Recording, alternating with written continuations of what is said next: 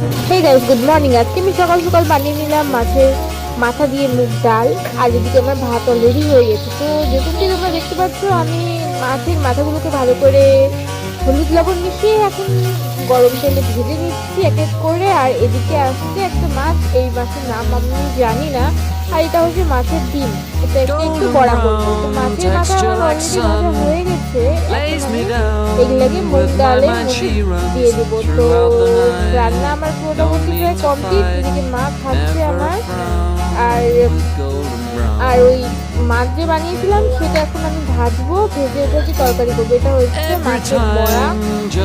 তো এটা মাছের বড়া দিয়ে আমি ওই মাছের মধ্যে ঝোল দিয়ে বানাবো আর কি। এদিকে আমার মশলা রেডি হয়ে গেছে, তেল গরম হচ্ছে। গাইস, এখন আমি রান্না বান্না কমপ্লিট করে তোমাদের সাথে রাখছি। এই গাইস, এটাই হচ্ছে আজকে আমার মেনু।